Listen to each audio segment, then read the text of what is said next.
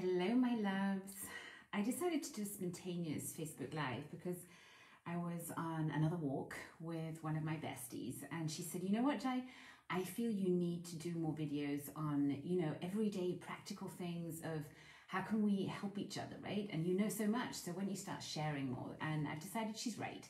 Now that I'm settled into my new oasis in Salzburg, I do have time and I definitely have the desire to be here for you, to give you useful advice.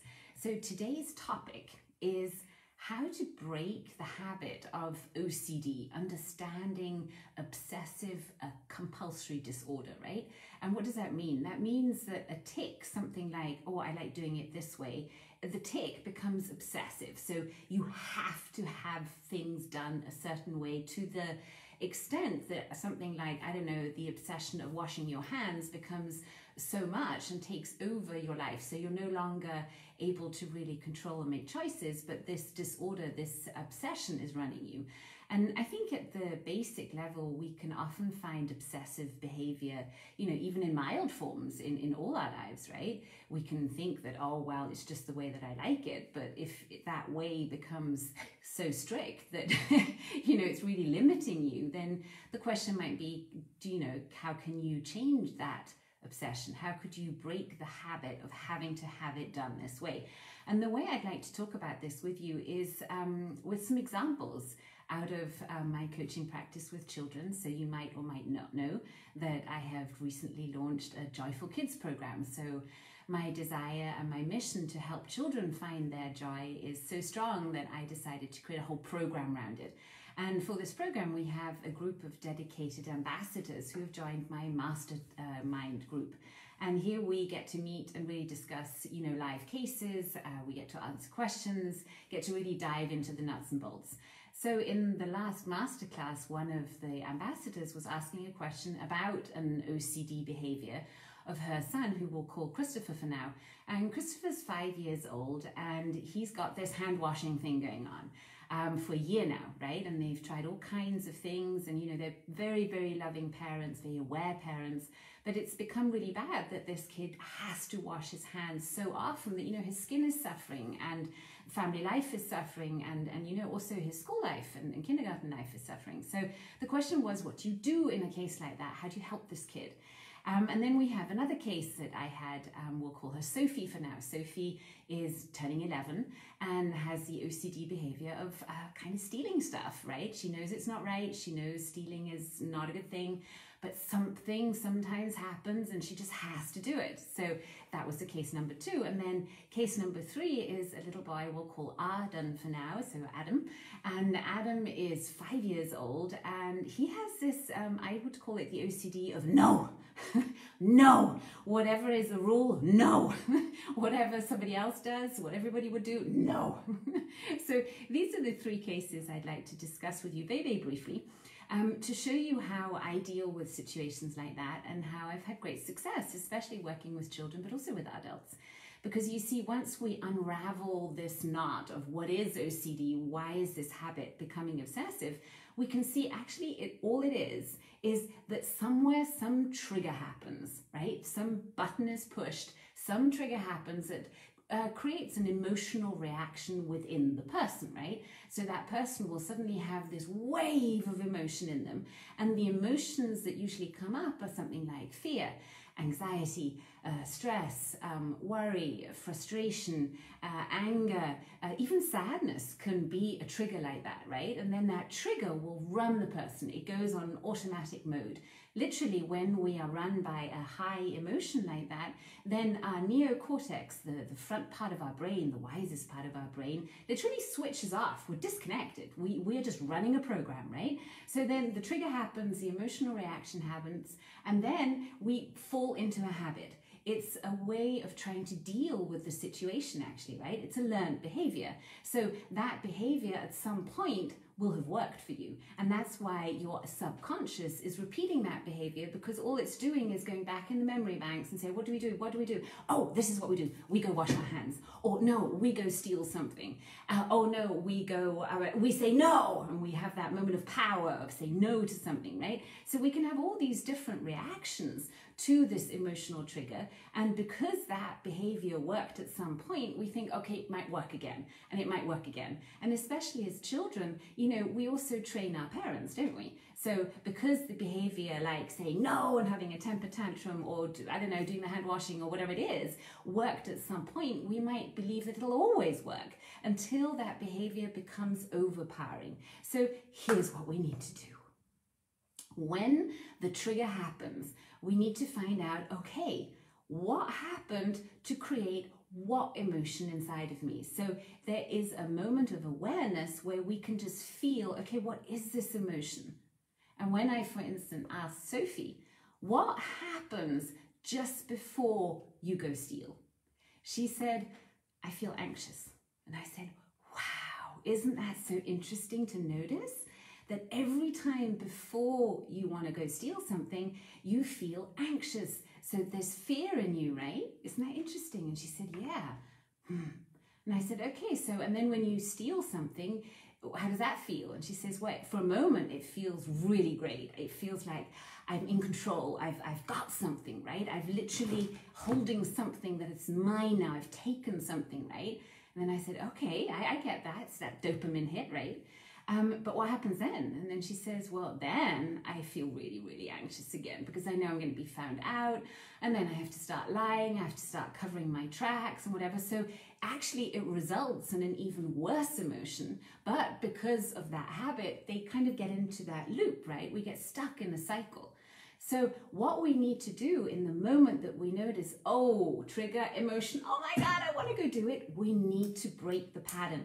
We need to have some kind of movement. And I really suggest a physical movement in that moment, something that we do that is going to distract our little subconscious mind that's just this robot. It's an animal, right? Just doing the program yet again. Distract it and make it do something else. Do a behavior that is actually more helpful to us, something that's good for us. So here are a few suggestions.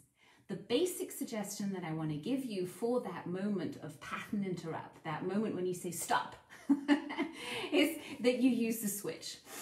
Kids love using the switch. So I showed this to 3 clients, right? And I said, listen, the moment you notice you're getting that feeling again, that whatever it was, anxiety or deep sadness or a feeling of frustration, what you want to do is you want to take a breath and remember your switch, and you really work your palms. You get in your brain, because what are we doing when we do this? Our brain has to focus on this motion. And as you will notice, if you're doing it with me right now, you are actually syncing your left and your right brain hemisphere, because you see, your conscious mind can only do one thing at a time. So just talking, doing this movement and breathing is already demanding a lot from you. So now you can do something else. You could sing a song. You could say something nice to yourself. You could drink a glass of water. You could jump up and down. You could give yourself a hug. Do something else. And here's the thing. You have to have this planned up front, right?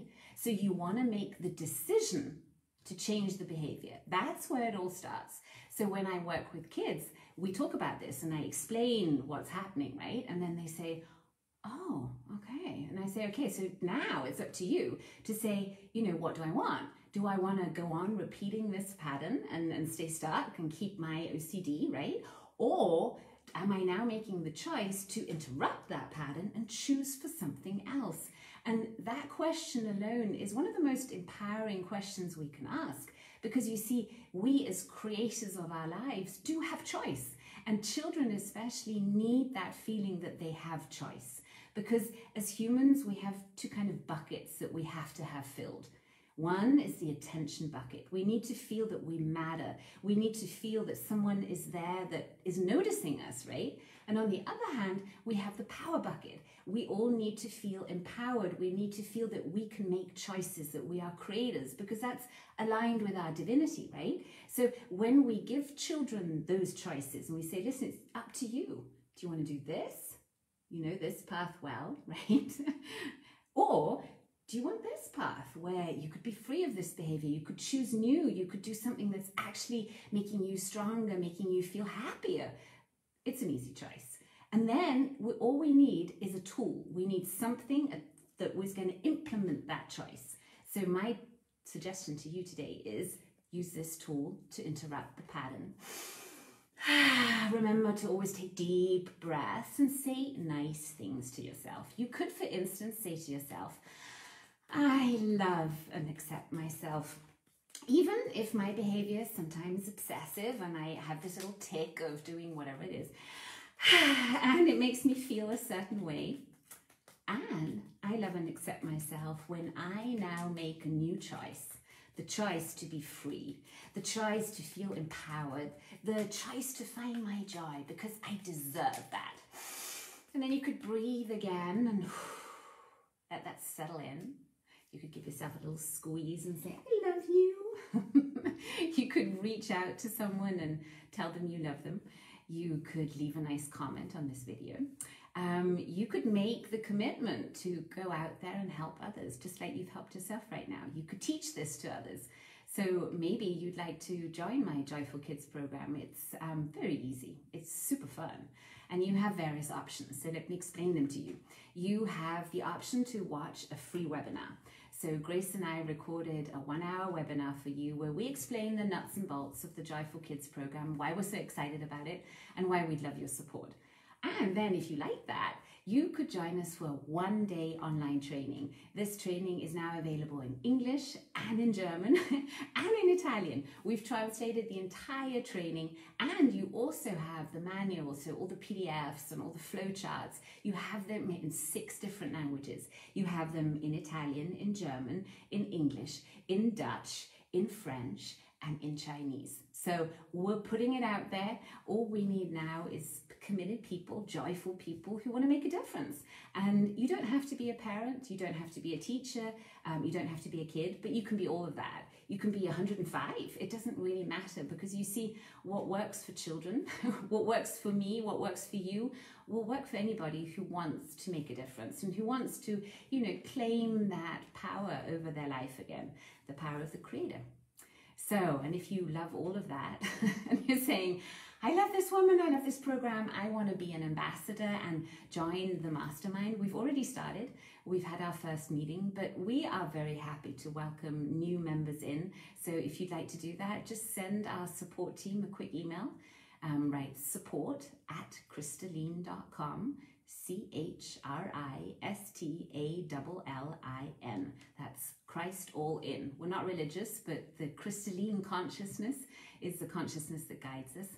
So you could send our support team, that's support@crystallin.com, a quick email that you would like to join my mastermind, and we'll make that happen for you. So, hi Shirley, hi Iris. I hope this was helpful to you. And I wish you a beautiful day or night, wherever you are. And yeah, to follow up with our 3 clients, so Sophie, Adam, and Christopher. Adam was refusing to take part in any kindergarten program. He was really struggling. And the thing that he was always struggling with was putting on his Gatschhose. Do you know what that is? These are these kind of rubber pants that kids put on in the preschool that I have the honor of teaching at every now and again, to go into the garden so that their clothes don't get dirty and they can muck about and they can climb trees and do all that wonderful stuff, even if the ground is wet. So it really makes sense. And it's a rule in the kindergarten, when the ground is wet, we wear our Gatschhose. But Adam was refusing to do that. And he was throwing quite the temper tantrum, upsetting the other kids. And so I got to do my magic, and I took him aside and I took him into the gym. And that was a little mean, because the gym has beautiful big windows going out into the garden. So he could see all the other kids there playing. And he was screaming and shouting at me and telling me, no, and he's not going to go out, and he's not going to put his Gatschhose on, and whatever. And I said, okay, it's okay, just take a breath. let's just sit down and, okay. And then I explained the agreement to him, and I told him, listen, here's the rule, here's the agreement that we have in this school. If you want to go out when the ground is wet, we put on our Gatschhosen so we can play, and it doesn't matter whether our clothes get dirty, and you can have fun, right? If you don't want to do that, then the other option is that we stay inside, right? But we don't get to play outside, so we stay inside. Those are your 2 options. I don't mind what you do. I'll sit here with you in the gym and, you know, that's fine. But I think it's really nice outside. So I don't know, you make your choice. It took him a while because I just told him his choices and he didn't say anything and he just sat on the bench. And I decided, okay, this is fine. I'm letting go. He's got his options now. So I started doing some yoga and some stretches. And then I started talking to the kids through the window out in the garden. And, you know, I was being my happy self. And at some point he was like, hey, you. I said, yes, sweetheart.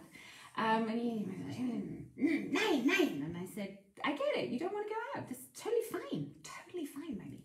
Okay. And then I did some more yoga stretches. And then I started walking to the door, right, out of the gym. And I left the door open. And I said, listen, I get it. You've made your choice. You want to stay inside. That's totally fine by me. I'm going to go out of the gym now. And I'm going to be in the room outside there. But I'm here for you if you need me, right? And he flipped. He was like, no. And I said, honey, come on. And I reached out my hand and I said, let's go put on those trousers, shall we? And then you can go play in the garden. And there was a second that he looked at me. And then he breathed. And then he took my hand and we walked out and we put the Gatschhosen on and we walked into the garden. And, you know, out there were all the teachers and they were cheering for him because finally he had those trousers on and he could go play in the garden. And the teachers afterwards told me, you know that we had bets running against you. And I said, you did not. She said, yeah, even your mom says, you know, she's going to fail. She knows she's going to fail. And I said, well, I didn't. So it's a fun story. And I think it shows that when we're able to build rapport with children and we give them clear structure and we give them options, then, you know, they're so agreeable and you can see miracles like that happen that quickly. So I hope that was inspiring to you. For Christopher, the hand washer, we're going to work with Mom on that, and Mom is going to be watching this video. So hi, Mom. Here's what you need to do. You need to have this conversation with your son and explain to him that the habit he has now of washing his hands is harming him, his health, his skin, family life. It's harming his joy, right? So he's not as happy as he could be. So you as a mom have the obligation to help your kid. And you're saying, listen, I've decided that as a mom, it's my duty to help and protect you. So here's what we're going to do. You give him the two choices. You can continue with this behavior, but it will have these consequences. And you lay it out for him. And then you say, or the other option is that we now choose to do something about it. And I'm going to help you with this because here's what we're going to do. The next time, and you talk to him about the emotion that he feels before he needs to wash his hands, right? The next time you feel this way, we're going to do this. And you show him the switch. And then you give him a choice of, and what is something that you would like to do then? What's something that would give you great joy? And he can choose a simple practice, one of the ones that we've just mentioned, or maybe he'll have another idea, something that's good for him, something that is, you know, joyful to him. And then you make this pact with each other. You definitely want to high five, right? You want to commit with the yes, this is happening. And this is what we're going to do for the next 30 days. And then you make a chart for those 30 days. And every time he does it, he gets a sticker on the day that he does it, right? That he commits to it, he sticks to it.